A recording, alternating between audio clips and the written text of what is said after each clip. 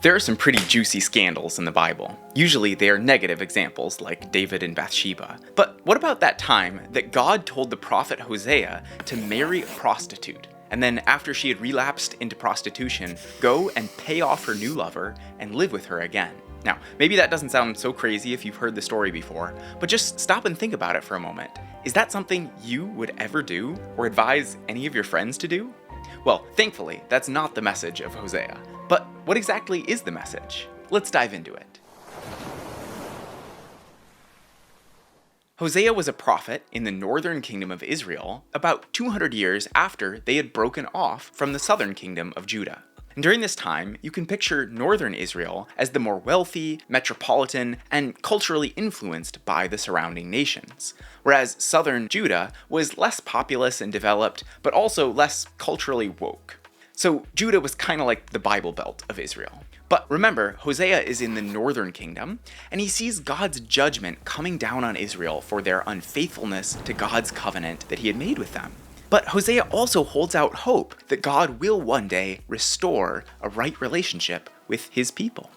So how did Hosea get this message across? Well, this is where the story gets a little spicy. Throughout the Old Testament, the practice of idolatry and covenant unfaithfulness is often represented as a form of adultery or prostitution. God is trying to get the message across that he wants an exclusive relationship with his people, and that he is provoked to jealousy or wrath when his people are unfaithful to the covenant relationship he established with them. So, to convey this message even more forcefully, he has Hosea enact a living parable of sorts. God commands Hosea to go and marry a prostitute so that some of her children will be conceived in prostitution. This will illustrate how Israel has acted like a prostitute by turning against the Lord and worshiping other gods. What seems scandalous to me is that Hosea knew that she would be promiscuous, and yet, showing the heart of God, he still chose to establish that relationship with her. But this initial covenant relationship didn't cure her of her promiscuity. The living parable continues, and Hosea records that his wife again pursued an adulterous relationship, just as Israel had done in forsaking the covenant God established with them. But then the Lord said to Hosea, "Go and love your wife again, even though she commits adultery with another lover." This will illustrate that the Lord still loves Israel, even though the people have turned to other gods and love to worship them. This shows that God still loves his people, even when we go astray.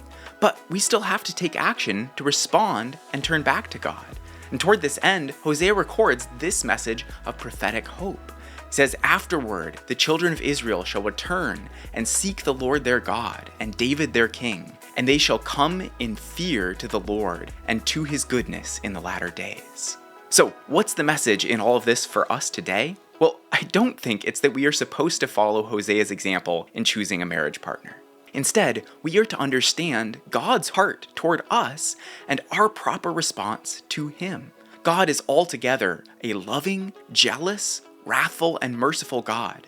These might seem like difficult attributes to reconcile, but if you go read the book of Hosea for yourself, you might start to understand how these pieces fit together. We can also be thankful that God wasn't surprised by Israel's unfaithfulness, but it actually served as part of his plan to extend his covenant to those who were not originally his people. But remember, this covenant is a two-way relationship. God will always be faithful. The question for us today is whether we will turn back to him and live with him in covenant faithfulness. I hope this message encourages and motivates you in your relationship with the Lord. If you'd like to continue growing and being encouraged, please come join us at Anchor Bible College. Hosea says, "My people are destroyed for lack of knowledge." Well, at Anchor, it's our mission to train Christians in the knowledge of God's Word and in ministry for his kingdom.